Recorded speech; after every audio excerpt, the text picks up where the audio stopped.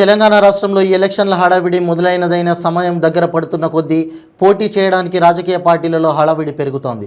అందులో భాగంగా బెల్లంపల్లి పట్టణంలో నూతనంగా ఏర్పాటు చేసిన ప్రెస్ క్లబ్లో బీజేపీ బెల్లంపల్లి నియోజకవర్గ సభ్యుడు కొయ్యల ఏమాజీ ఆధ్వర్యంలో ప్రెస్ మీట్ ఏర్పాటు చేయడం జరిగింది.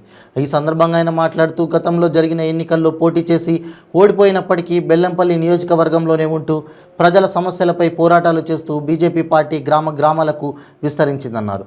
అనేక కార్యకర్తలను ప్రోత్సహించి బీజేపీ పార్టీలో చేరే విధంగా కృషి చేశానని, ప్రజల మధ్య ఉంటూ ప్రజా సమస్యలపైన పోరాటం చేస్తూ భూ పోరాటాలు నిర్వహిస్తూ మంచిర్యాల జిల్లా కలెక్టర్ ఆఫీస్ వరకు పాదయాత్ర నిర్వహించి న్యాయంగా దక్కవలసిన వారికి భూమి అప్పజెప్పడం జరిగిందన్నారు. ఇలాంటి అనేక సమస్యలకు న్యాయం జరిగే విధంగా పోరాడానని ఈ సందర్భంగా తెలుపుతూ ఇప్పుడు వచ్చే ఎన్నికల్లో బీజేపీ తరపున బెల్లంపల్లి నియోజకవర్గానికి ఎమ్మెల్యే టికెట్ నాకు ఇస్తారన్న నమ్మకంతో హైదరాబాద్లోని బీజేపీ కార్యాలయంలో దరఖాస్తు చేసుకొని వచ్చానని ఆశాభావం వ్యక్తపరిచారు. ఈ కార్యక్రమంలో బీజేపీ నాయకులు కార్యకర్తలు పాల్గొన్నారు. బెల్లంపల్లి నియోజకవర్గంలో మరి రానున్నటువంటి ఎన్నికల్ని దృష్టిలో పెట్టుకొని ఈరోజు పత్రికా సమావేశాన్ని ఏర్పాటు చేయడం. మరి మరో 3 నెలల్లో అసెంబ్లీకి సాధారణ ఎన్నికలు జరగబోతూ ఉన్నాయి. మరి ఈ సాధారణ ఎన్నికల్లో అన్ని పార్టీలు పోటీ చేయడానికి రంగం సిద్ధం చేసుకుంటాం. భారతీయ జనతా పార్టీ నుంచి నేను గత ఎన్నికల్లో ఎమ్మెల్యేగా పోటీ చేయడం జరిగింది. నేను ఎన్నికల్లో ఓటమి చెందినా కూడా గత 9 సంవత్సరాల నుండి బెల్లంపల్లిలోనే ఉంటూ బెల్లంపల్లి నియోజకవర్గ ప్రజల సమస్యల మీద ఎల్లప్పుడూ పోరాటాలు చేస్తూ సమస్యల పరిష్కారం కోసం ప్రజలకు అందుబాటులో ఉండి ప్రజలకు సేవ చేయడం జరుగుతూ ఉంది. మరి ఇలాంటి పరిస్థితుల్లో భారతీయ జనతా పార్టీ కూడా ఈ ఎన్నికల్లో పోటీ చేయాలని చెప్పేసి నిర్ణయించడం జరిగింది. మరి నిన్ననే భారతీయ జనతా పార్టీ రాష్ట్ర కార్యాలయంలో దరఖాస్తు కూడా పెట్టుకొని రావడం జరిగింది. మరి నాకు విశ్వాసం ఉంది,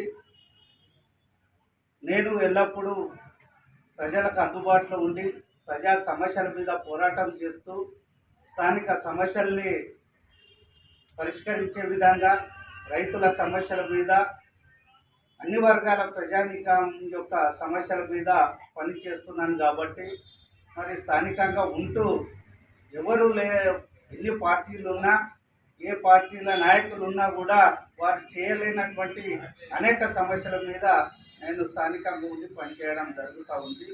మరి ఇక్కడ గతంలో భారతీయ జనతా పార్టీకి చాలా తక్కువ సంఖ్యలో నాయకులు కార్యకర్తలు ఉండేవారు, బలహీనంగా ఉండేది. కానీ నేను 2016లో బీజేపీలో జాయిన్ అయిన తర్వాత ఇక్కడ పార్టీని గ్రామానికి పల్లెకు విస్తరించడం జరిగింది. మరి పల్లె నిద్రలు చేస్తూ రైతుల సమస్యల మీద పోరాటాలు చేస్తూ భూ పోరాటాలు నిర్వహించి మరి ఇక్కడ నుంచి అనేక పాదయాత్రలు జిల్లా కలెక్టర్ వరకు పాదయాత్రలు నిర్వహించి అనేక గ్రామాల రైతులకు వారి యొక్క భూముల్ని వారికి దక్కే విధంగా అనేక పోరాటాలు నిర్వహించడం జరిగింది. కాబట్టి మరి అదే దాన్నే దృష్టిలో పెట్టుకొని మరి ఇప్పుడు కూడా అనేక పోరాటాలు నిర్వహిస్తూ ఉన్నాం. కాబట్టి పార్టీ నా మీద విశ్వాసం ఉంచి నాకు తప్పకుండా టికెట్ ఇస్తుంది అని చెప్పేసి విశ్వాసంతో ఉన్నాము. మరి త్వరలోనే మరి పార్టీ మొదటి జాబితాను కూడా విడుదల చేసే అవకాశం ఉంది.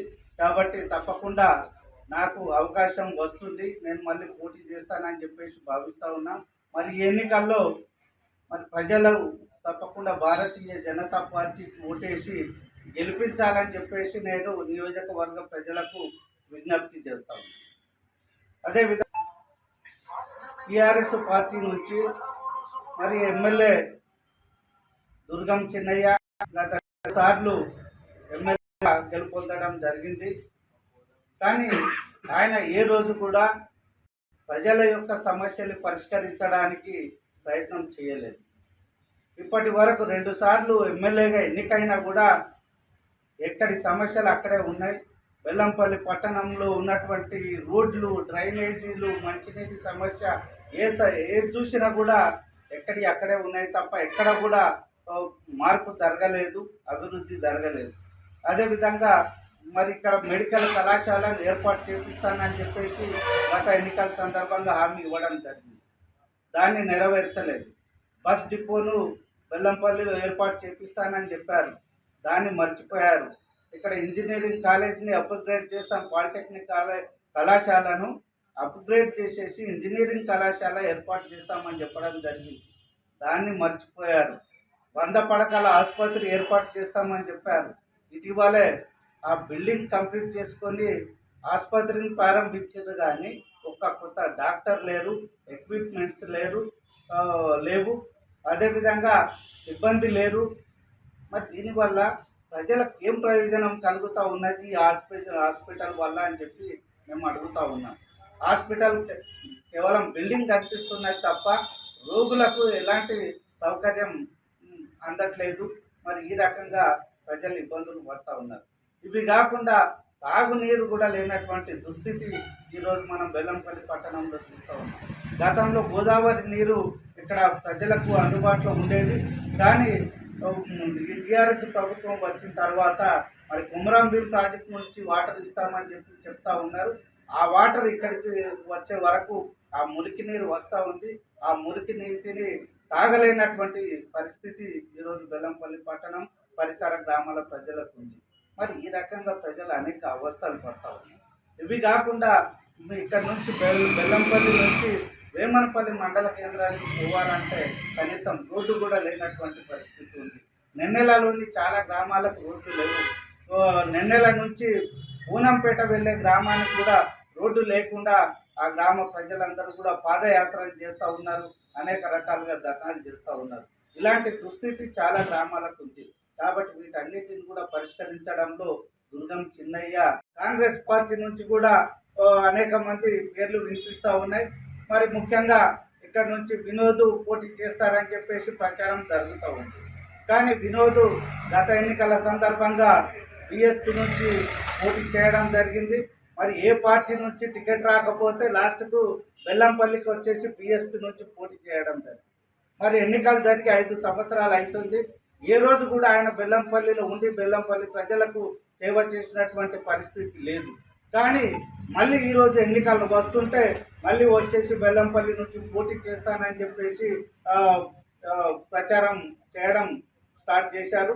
మరి ప్రజలు ఒక్కసారి ఆలోచించాలి.